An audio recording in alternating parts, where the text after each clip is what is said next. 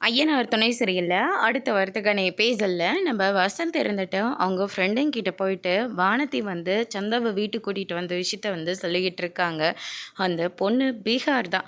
ஆனால் எவ்வளோ அழகாக இருக்குது தெரியுமா? அது கண்ணை பார்க்கணுமே, சொல்லவே தேவையில்ல. அந்த அளவுக்கு அந்த பொண்ணு ரொம்பவே அழகாக இருக்குது.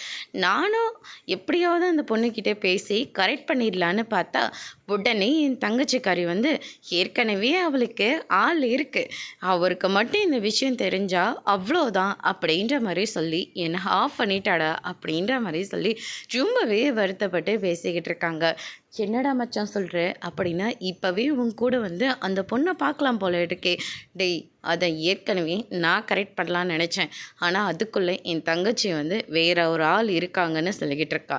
உடனே நீ பார்க்குறதா சொல்லிக்கிட்டு இருக்க, என்னடா நினச்சிட்ருக்க அப்படின்ற மாதிரி சொல்லி திட்டிகிட்டு இருக்காங்க.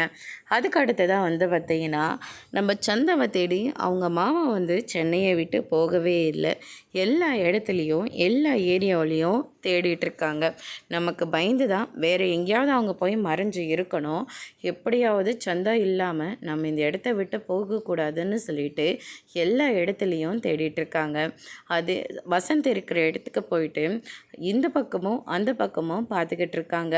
பேசாமல் அந்த பசங்க போய் நம்ம ஃபோட்டோவை காட்டி கேட்கலாம் அப்படின்னு சொல்லிட்டு பிளான் போடுறாங்க.